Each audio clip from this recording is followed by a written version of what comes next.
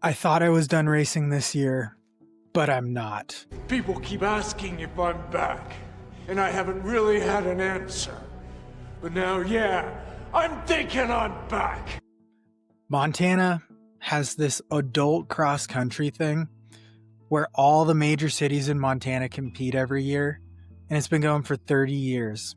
So, like 2 weeks after Allison Mercer introduced me to cross-country running, I need another sport like cricket or something that kind of fills in the gaps. Let's add some cross country. Don't knock it till you watch it. So I'll send you some videos. I've decided to jump in this race. I probably will not get my 5K PR. Well, not with that attitude. Because I was pretty fast when I was 14 years old. Also, I just finished the Appalachian Trail a little over a month ago, and the legs and the speed are just not there.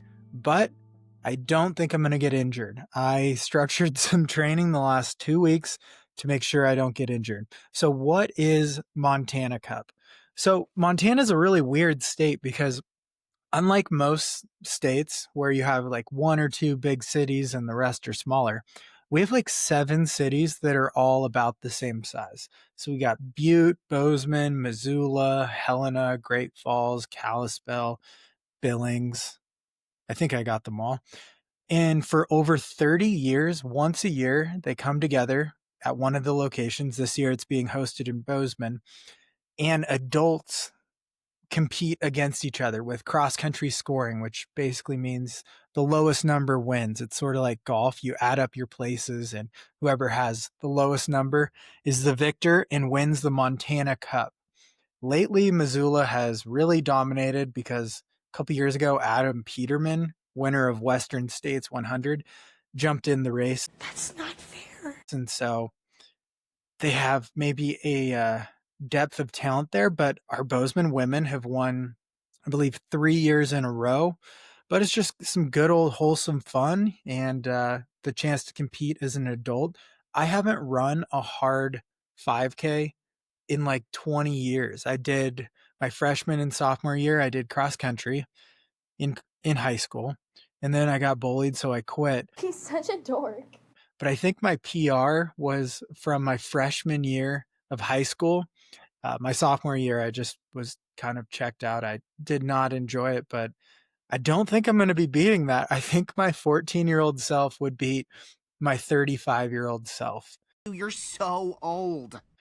And so that's pretty funny to think about. It'll be a good time. It's a pretty flat course. It's actually on the same course that we host the Montana Meltdown, the fixed time race that's ripe for PRs. So if you're looking for a race in late September next year, check out Montana Meltdown.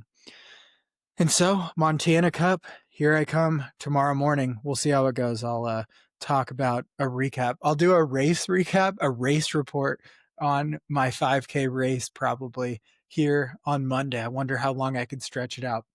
Can I make a race report that's longer, or a race recap that is longer than the race? That's going to be the real question. So how I kind of did this is about 5 weeks ago, I finished the AT. Success, woohoo. And then I took 2 full weeks off. And then from there, I started running very slowly.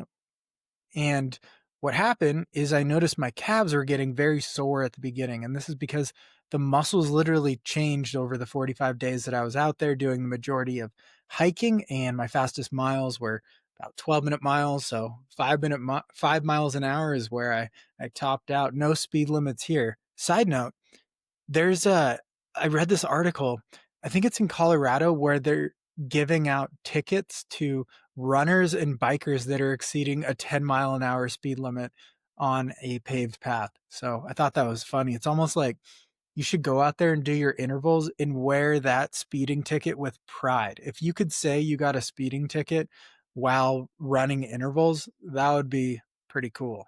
I mean, you'd be breaking the law, but I mean, come on. It's all about the stories, right?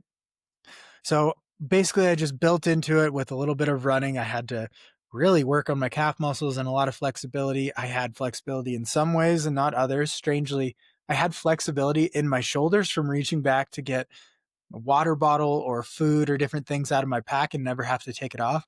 But I didn't have it in some of the muscles in my legs, such as the calves and stuff, which had just uh, become only good for really slow hobbling and hiking.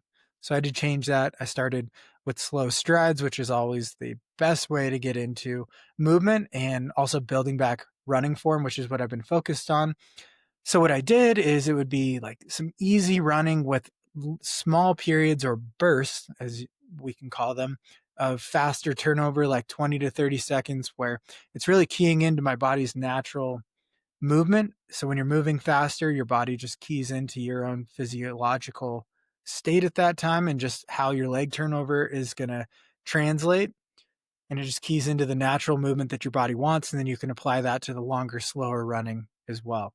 So I just did a little bit of speed. I did some 1 minute intervals. I did one day where I went to the track and did like 2 400s just to get my body ready to run a little bit harder for, I don't know, 19, 20 minutes. We'll see. I think it'd be cool if I broke 20, but my body is not in hard running shape.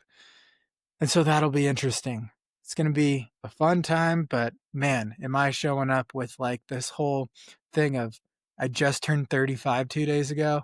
It's like, just don't get injured. All right. Now let's shift some gears. That is my plan for the weekend. I'll tell you how it goes. It is Halloween, one of my favorite holidays. And I was out at Javelina, which is a Halloween themed race. Everyone dresses up. It was a good time. We talked about like what the front of the field was like, but let's do the recap of what my day was like, because it was pretty cool, pretty random, and pretty fun. So I got out there, camped the night before, and then show up in crew, Calamia, to third place in the 100K. It was pretty awesome. It's really fun to crew because you don't have to move. It's like one central location, and every loop they come through. So you don't have to get in the car. You don't have to move anything. Once you carry a cooler of ice out there, you don't have to move it again the rest of the time. And it's like NASCAR pit stops of he stops, we shove ice everywhere. I called myself the ice daddy. And then we send him out on another loop, and then we wait 2 or 3 hours, comes back in, rinse and repeat. And that's how it goes. That was crewing. But we did tell Cal, you have to finish in less than 9 hours because we got a costume contest to win. I think you might have actually had 10 hours. So me and Kyla, who is the athlete manager for John G, we had a themed costume, or a costume that involved 2 people. A team costume, is that what you call it? So she was Gordy from who started Western States. So basically the story is it was a horse race, and they'd race their horses from Tahoe to Auburn, and it was a 100-mile horse race. But one year his horse went lame. His horse got injured. And so he got off and he ran the whole thing, and the Western States 100 was born. And from there, it kind of grew. More and more people began running it, and it was the first 100-miler in the U.S. And I was the horse, and she was Gordy. So we had a themed costume. We get up there on stage, we're going for victory. She won the costume contest last year as Laz, so that's a lot to live up to. And the judge, or the officiant of the costume contest, is one of the drag queens, because they do a drag show there too, which it's hilarious. It's the whole big thing. There's fire dancers. There's all kinds of stuff going on. And of course, the drag queen doesn't quite know the history of Western States, so she begins calling us just old guy and old dude and horse.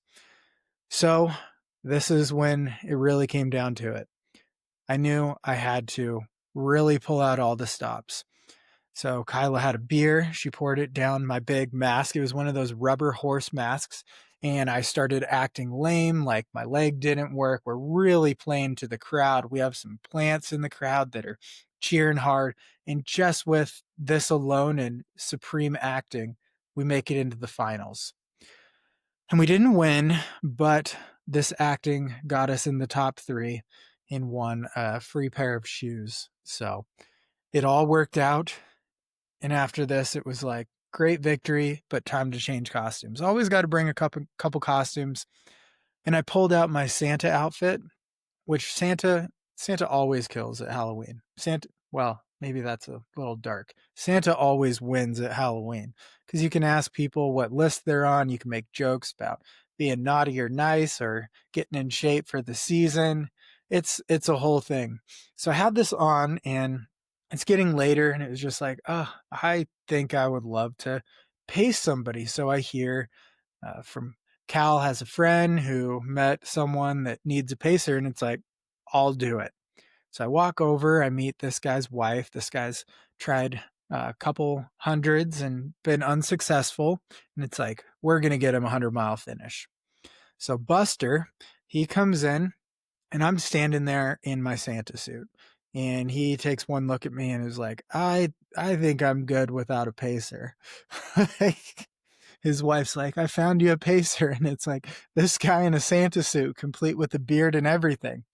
In the end, he decided I could go with him, but I didn't need to commit to the whole loop with him. And I think this was like an easy out on if we were not meshing or maybe self-conscious that he wasn't going that fast. And it was just like, all right, yeah, we'll try it. So we start out, and then I immediately am like, it's pretty funny pacing someone I don't know because I can tell you anything. And he was like, yeah, totally. And so that kind of set the stage of like, I could say anything I wanted out there. And I was just like joking about how, if I like came unprepared, didn't have a headlamp, couldn't even do 20 miles. And I'm this guy dressed as a Santa suit. And how did he get stuck with that? And then after I make this joke, my headlamp blinks a few times and it's like, oh man, it's low battery. I don't think I'd ever charged it after the Appalachian Trail. And so I just turn it on low. So it's like the minimum possible to see, and then just don't mention anything, joke about it a couple other times, make it work. And we make it around the loop, and Buster gets his first 100-mile finish. It was actually pretty amazing. In the last like 5 miles, it's funny. It's like, some jogging, some walking, and it's just like, you're going to have to run the last quarter mile where everyone's watching. And it's just, and he goes, yeah, I know it's going to suck. And that's just such the feeling at the end of 100-miler of like, run it in, push to the end of the finish line. But all you want to do is just be done. It's like the closer and closer it gets, the harder and harder it feels. And I really felt that at the end of the Appalachian Trail record too, of like, you want to finish strong, but at the end of the day, you just want it to be over more than anything. So I got to jump in, pace random person, never met, got that 100-mile finish. And then that was Javelina. And then shot a couple, did a collab shoot thing in the desert with John G and Aravipa, and celebrated my birthday. They brought out a cake that said happy 40th on it. So that made me feel young. But luckily, I'm going to have the pictures for my 40th birthday when I actually turn 40 in 5 years. I'm going to have the pictures of this cake that says happy 40th and how I look now. So I'm going to look really youthful for turning 40. And this is actually my life hack. But first, quick word from John G. So John G sponsors the podcast. They sponsor me as an athlete, and I like their stuff. I wore the Snappy Trekker shirt. It's also in the past deal section, so it's cheaper right now. You can get that. It's a button up, it snaps, so you don't have to worry about buttons when you're in a race. You can rip it open and show that bare chest when it's hotter out. You can button it up when it's colder, and I chopped off the sleeves so it looks really cool, like I'm going home to work on my Harley Davidson or something. So I really like that. I also like the Ultra 5-inch shorts. David Roach got second at Javelina. He was wearing them. And the thing about them is they have pockets, and they have zipper pockets. So they just hold what you need them to hold. And the drawstring was really key too while I was out there on the AT, because as I lost weight, I could just tighten that drawstring more and not think about how much weight I was losing, which turned out to be probably around 16, 17 pounds. So if they can hold up through a 20-pound weight loss session in 45 days, then they're at least worth checking out. Other things, it's getting cold. The Vortex gloves, I think, are really cool because they're a glove and they have a windshield you can pull over the top of them. Okay, back to my life hack. It's to let yourself go for key life moments, whether it's Christmas card photos or wedding photos or whatever. So when those are hanging in your house, people look at them and then they look at you and then they think, wow, you look so good. And so you always look good in the present. If you're displaying you at your worst in your house, then they'll compare you to that photo and just think, wow, yeah, you're in really great shape right now. You're looking great. So that's my life hack. Let yourself go when it's a moment that you're capturing for eternity. All right, that's basically all I got. I gotta like figure out what shoes I'm gonna wear, what I'm gonna wear for this really rough 5K adult cross country meet. I don't know how it's gonna go. It's gonna be painful. It's a different level of pain in those shorter things. I just remember my first cross country meet. It was like a invitational. I was like 14 years old, and you just go out so hard, and at mile 1 you're dying, but you just have to hold on for over 2 more miles. So that's what I'll be doing this weekend. Happy Halloween to everyone. I don't got much more, but I'm just really hoping the Blue Jays can beat the Dodgers and get this World Series victory. I'm also thinking we're going to do the month of Jeff again. I was thinking of another name, but then I was like, my name isn't another name. So we should probably celebrate the name Jeff again. So I'll be reaching out to Jeffs. Let me know if you have suggestions on Jeffs I should talk to. So it's going to be all Jeffs all the time, all December long. Got some fun games, some different stuff that we're going to do. I think you're going to love it. I guarantee it. Another thing, at the end of the year, we always do the Jeffries. So as a podcast, we give out awards. And man, they're still wide open. We can look for nominees if you want to send in nominees or something. But yeah, we are excited to see how the year shakes out. We're going to have a few consultants, maybe a board of people voting on these awards. But they're things like Walker of the Year, the They Still Run ? Award, the East Coaster of the Year, the Best New Race Director. We have the Influencer of the Year. So it's a pretty good smattering of comedy-centric awards, and we'll be looking to send out physical awards to people this year so they can proudly display them next to their other awards. It was kind of a weird year because there were so many events there was the World Championships, there was Western States, UTMB. It just felt more fragmented on people targeting different things this year. There was also the 24-hour World Championships. So we'll see how those shake out. This show is brought to you by Garage Grown Gear. You can get anything you need to camp, to live on the trail, to set your own FKT there, and CS Coffee, and then, of course, John G. So thank you for listening. Please like, subscribe, give us a 5-star review. And if you write a review on Apple Podcasts, I will read those out loud. And if you want to support the show, patreon.com/freeoutside is great. All right. That is all I got today. So stay mid-America and stay elite, my friends.